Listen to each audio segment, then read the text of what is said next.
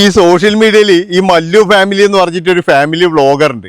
അവർക്കെന്ന് പറഞ്ഞാൽ ഭയങ്കര വ്യൂസ് ആട്ടോ. അവർക്ക് ഭയങ്കരമായിട്ടുള്ള സപ്പോർട്ടും കാര്യങ്ങളൊക്കെയാണ്. സപ്പോർട്ട് ചെയ്യുന്നവരറിയാം, ഈ വീട്ടമ്മമാരും അതുപോലെ തന്നെ കുട്ടികളും ഇവരൊക്കെയാണ് കൂടുതലെന്ന് പറഞ്ഞാൽ സ്ത്രീകൾ തന്നെയാണ് അവരുടെ സപ്പോർട്ട്.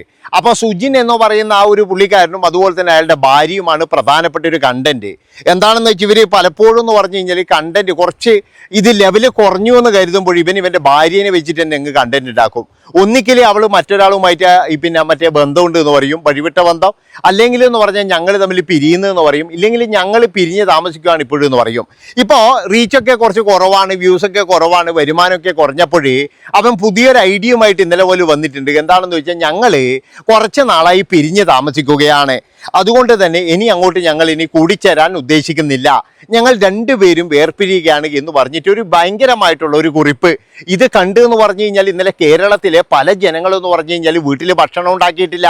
കാരണം എന്താണെന്ന് വെച്ചാൽ അവരുടെ കണ്ണിലുണ്ണിയായ സുജിനും അതുപോലെ പൊന്നൂസും പിരിയുകയാണെന്ന് പറഞ്ഞിട്ട് പലരും എന്ന് പറഞ്ഞാൽ ഭക്ഷണം ഉണ്ടാക്കിയില്ല. എനിക്കിതിൻ്റെ അടിയിൽ വന്ന കമൻറ്റ് കണ്ടപ്പോഴും ശരിക്കും പറഞ്ഞാൽ മലയാളികളുടെ ആ ഒരു തരംതാണ പ്രവൃത്തിയാണ് എനിക്ക് ഓർമ്മ വന്നത്. കാരണം വെച്ചാൽ ഇവനൊക്കെ പറയുന്നത് അച്ചട്ടമായിട്ട് അങ്ങ് വിഴുങ്ങാനും അതോടുകൂടിയിട്ട് എന്ന് പറഞ്ഞു കഴിഞ്ഞാൽ നമ്മുടെ ലൈഫ് വരെ ഇത് ബാധിക്കുമോ എന്നുള്ള ഭയം ചില ആൾക്കാർക്ക്. എൻ്റെ പൊന്നുമോളെ, എൻ്റെ പൊന്നുമോനെ എന്നൊക്കെ വിളിച്ചിട്ടാണ് ചില ആൾ സംസാരിക്കുന്നത്. മലയാളികളുടെ അവസ്ഥ ആലോചിക്കുമ്പോൾ എനിക്ക് പുച്ഛാണ് തോന്നുകയാണെന്ന്.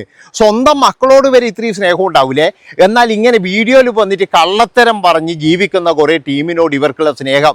എൻ്റെ പൊന്നു സഹോദരങ്ങളെ, നിങ്ങൾ ഇവർ പറ്റിക്കുകയാണ്. അതായത് നിങ്ങളെ ഇവർ ചൂഷണം ചെയ്യുകയാണെന്ന് ഇനിയെങ്കിലും മനസ്സിലാക്കുക. അല്ലാതെ ഈ പൊന്നൂസായാലും അല്ലെങ്കിൽ ഇവനായാലും ഒന്നും പിരിയാനൊന്നും പോകുന്നില്ല. ഇനി പിരിയുന്നുണ്ടെങ്കിൽ എന്താ, അവർ പിരിയുന്നുണ്ടെങ്കിൽ നമുക്കെന്താ. പക്ഷെ ഒരു കാര്യം ഞാൻ നിങ്ങളോട് അറിയാം, ഈ പിന്നെ എന്താ പറയുക പൈങ്കിളി കല്യാണമില്ലേ, പണ്ടത്തെ എന്താ പറയുക പൈങ്കിളിയല്ല, എന്താണ് ആ ഒരു കല്യാണം ഉണ്ടല്ലോ, എള്ളോളം തരി പൊന്നെന്തിനാ പൊണ്ണെന്നില്ല ആ ഒരു കല്യാണം. അങ്ങനെ കല്യാണം കഴിക്കുന്നവരോട് എനിക്ക് പറയാനുള്ളത്, എൻ്റെ പൊന്നു മക്കളെ, നിങ്ങൾ അച്ഛനമ്മോർ പറയുന്നത് കുറച്ച് കേൾക്കണം. ഈ സോഷ്യൽ മീഡിയയിൽ വന്ന് ഛർദ്ദിക്കുന്നതല്ല ജീവിതം എന്ന് പറഞ്ഞാൽ. അപ്പം അങ്ങനെ കല്യാണം കഴിച്ച ഒരുപാട് ടീമുണ്ട്. അവരൊക്കെ എന്ന് പറഞ്ഞു കഴിഞ്ഞാൽ ഇപ്പോഴും നിലയില്ലാ കയത്തിൽ തന്നെയാണ്. എങ്ങനെയാണ് തിരിച്ച് വീട്ടിൽ കയറേണ്ടതെന്നാണ് പലരും നോക്കുന്നത്. ആ ഒരു ആവേശത്തിൽ എന്ന് പറഞ്ഞാൽ 19 വയസ്സും 18 വയസ്സാകുന്നതിൻ്റെ അടുക്ക് അങ്ങ് ഇറങ്ങി പുറപ്പെടും. ഈ സ്ത്രീയും അങ്ങനെയാണ്. അതായത് എനിക്ക് തോന്നുന്നത് എന്താ വെച്ചാൽ ഈ സുജിൻ എന്ന് പറയുന്നവൻ എനിക്ക് തോന്നുന്നത് പിന്നെ ഓനെന്താ ഓട്ടോറിക്ഷ ഓടിച്ച് നടക്കുമ്പോഴെങ്കിൽ ആരാണ് ഈ സ്ത്രീയെ കല്യാണം കഴിക്കുന്നത്. അവരുടെ വീട്ടിലൊന്നും വലിയ ഇൻട്രസ്റ്റ് ഒന്നും ഉണ്ടായിട്ടില്ല. പക്ഷേ പൈസയുണ്ട്, കാറുണ്ട്, ഇതെല്ലാം ഉണ്ടെങ്കിലും എനിക്ക് തോന്നുന്നത് അവരുടെ ജീവിതം എന്ന് പറഞ്ഞു കഴിഞ്ഞാൽ വളരെ ഇത് തന്നെയാണ്. അതായത് അവരെപ്പോഴും എന്ന് പറഞ്ഞു കഴിഞ്ഞാൽ അടിയും പിടിയും തന്നെയാണെന്നാണ് എനിക്ക് തോന്നിയിരിക്കുന്നത്. അപ്പോൾ ഈ പുറമെ കാണുമ്പോൾ അവരൊക്കെ അരമണിക്കൂർ വീഡിയോയിൽ കാണുമ്പോൾ നല്ല സ്നേഹവും കാര്യങ്ങളൊക്കെ ആണെങ്കിലും ഉള്ളിൻ്റെ ഉള്ളിൽ എന്ന് പറഞ്ഞു കഴിഞ്ഞാൽ ഭയങ്കര ശത്രുക്കളാണ്. അല്ലാതെ എന്ന് പറഞ്ഞാൽ ഇമാതിരി തോന്നിയവാസം എഴുതി വിടാൻ പറ്റുമോ? അതുപോലെ തന്നെ എന്ന് പറഞ്ഞു കഴിഞ്ഞാൽ നമ്മൾ പൈസ ഉണ്ടാക്കണം എന്ന് വിചാരിച്ചിട്ട് സ്വന്തം ഭാര്യനെ പിടിച്ച് കണ്ടന്റ് ഉണ്ടാക്കണോ ആരെങ്കിലും? ഭാര്യ മറ്റൊരാളുമായിട്ട് എന്തോ ഒരു ബന്ധമാണ്, വഴിവിട്ട ബന്ധമാണ്. ഒരിക്കൽ പിന്നെ തംലൈനിട്ടാണ് ഭാര്യ മറ്റൊരാളുമായിട്ട് ബന്ധത്തിലാന്ന്. എന്തൊരു മനുഷ്യനാണ്. ഞാനൊന്നും ഇവൻ്റെ ഒന്നും വീഡിയോസേ കാണാറില്ല. പിന്നെന്ന് പറഞ്ഞാൽ ഇങ്ങനെയുള്ള കാര്യങ്ങൾ വരുമ്പോൾ ആരെങ്കിലും അയച്ചു തരും, ചേട്ടാ ഇത് കാണുന്നില്ലേ, നിങ്ങളൊക്കെ ഇവിടെ ഉണ്ടായിട്ടാണോ ഇവൻ ഇങ്ങനെയൊക്കെ കളിക്കുന്നത് എന്ന്. അവൻ എന്ത് കളി കളിച്ചാലും നമുക്ക് പ്രശ്നമില്ല. പക്ഷേ ഞാൻ പറഞ്ഞല്ലോ, സോഷ്യൽ മീഡിയ ആണ്, നിങ്ങൾക്ക് പണം ഉണ്ടാക്കാം, നിങ്ങൾ വേണമെങ്കിൽ എങ്ങനെ വേണമെങ്കിലും വീഡിയോ ചെയ്തോ, എന്ത് വേണമെങ്കിലും ചെയ്തോ, എന്നിട്ട് സോഷ്യൽ മീഡിയയിൽ ഇട്ടിട്ട് പറയും ഇതാരും ഇനി വലിച്ചു കയറാൻ നിൽക്കരുത്, ഇത് ഞങ്ങളുടെ പേഴ്സണലായ കാര്യം. എന്നാൽ പിന്നെ പേഴ്സണലായ കാര്യമാണെങ്കിൽ അത് അവിടെ തന്നെ വെച്ചാൽ പോരടോ.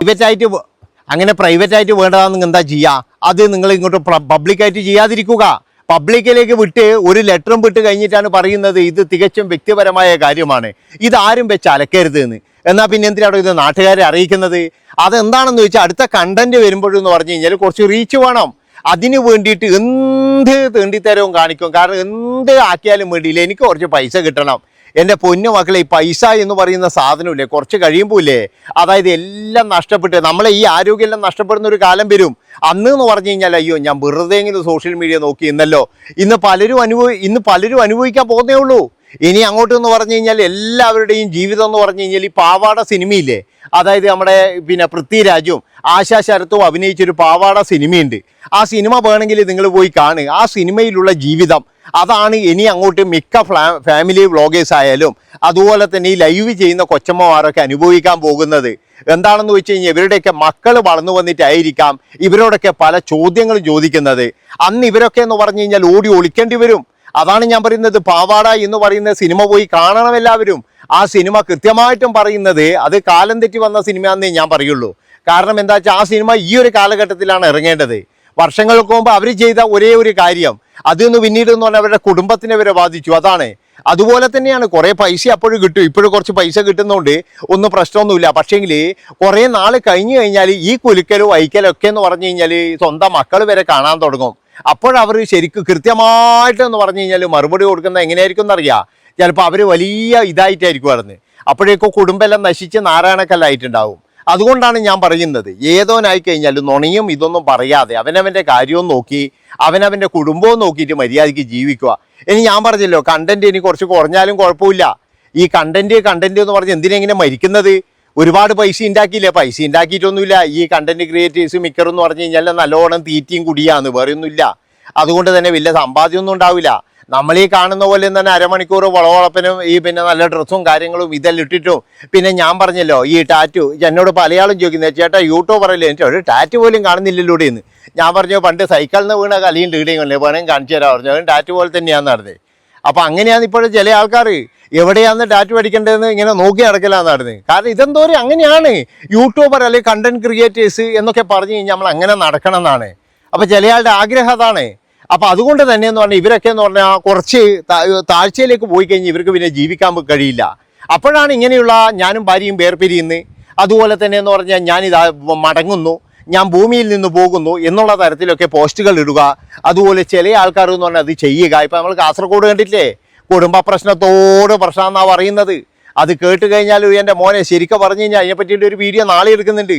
ഇന്നത് കേട്ട് കഴിഞ്ഞിട്ട് തലയിൽ കൈവച്ചിരുന്നു പോയായിരുന്നു. കാരണം ആർക്ക് വേണ്ടിയിട്ടാണ് ഇങ്ങനെ സഹിക്കുന്നതെന്ന് എനിക്കറിയില്ല. എന്തിനു വേണ്ടിയിട്ട് ഇങ്ങനെ സഹിക്കുന്നത്? ഒറ്റക്ക് പോടാന്ന് പറഞ്ഞിട്ട് അങ്ങ് ഒഴിവാക്കി വന്നിട്ട് വേറെ അന്തസ്സായിട്ട് ജീവിച്ചൂടെ? അല്ല എന്തൊലക്കൊക്കെ ഇങ്ങനെ കുടുംബ പ്രശ്നം എന്ന് പറഞ്ഞിട്ട്. അതുകൊണ്ട് ഞാൻ പറയുന്നത് എന്താണെന്ന് വെച്ച് കഴിഞ്ഞാൽ എൻ്റെ പൊന്നു മക്കളെ, ഇതൊക്കെ എന്ന് പറഞ്ഞു കഴിഞ്ഞാൽ ഒരു കുമിള പോലെയാണ്. അതായത് ഇതൊക്കെ ആ കുമിള പൊട്ടിക്കഴിഞ്ഞാൽ തീർന്നു കഥ. അത് തന്നെയാണ് ഈ സുജിനും അതുപോലെ തന്നെ മറ്റേ ഇവൻ്റെ ഭാര്യയൊക്കെ ചെയ്തുകൊണ്ടിരിക്കുന്നത്. ഇവരൊക്കെ എന്ന് പറഞ്ഞാൽ ശരിക്കും ഇതുപോലെയുള്ള ഈ ഡിവോഴ്സ് പേപ്പറും കാണിച്ച് കണ്ടന്റ് ആക്കിയിട്ട് അത് യൂട്യൂബിലിട്ട് അതിൻ്റെ അകത്ത് നിന്ന് കിട്ടുന്ന പൈസ കൊണ്ട് പിന്നെന്താണ് ഭക്ഷണം കഴിക്കേണ്ട പരിപാടിയാണ്. സ്വന്തം ജീവിതം വെച്ചിട്ട് തന്നെ ഭക്ഷണം കഴിക്കുമെന്നേ പറയാൻ പറ്റുള്ളൂ ഇനി. അതുകൊണ്ട് ഞാൻ പറയുന്നത് എന്താ വെച്ചാൽ ഇതിനൊന്നും മുതിരാതിരിക്കുക, മര്യാദയ്ക്കുള്ള ജീവിതം അതാണ് വേണ്ടത് അവിടുന്ന്. പിന്നെ വേറൊരു കാര്യം, ഇതൊക്കെ കാണുന്നവരോട് ദൈവത്തെ ഓർത്തിട്ട് ഇവരൊന്നും കാര്യം കേട്ടിട്ട് നിങ്ങൾ ആരും അനുകരിച്ചേക്കല്ലേ. കാരണം എന്താ വെച്ചാൽ നിങ്ങളിത് കാണുന്നവർക്ക് നിങ്ങൾക്ക് നല്ലൊരു ജീവിതം കിട്ടിയിട്ടുണ്ടെങ്കിൽ അത് ജീവിതം തന്നെയാണ്. അവിടെ 5 പൈസ കുറവുണ്ടെങ്കിലും കുഴപ്പമില്ല.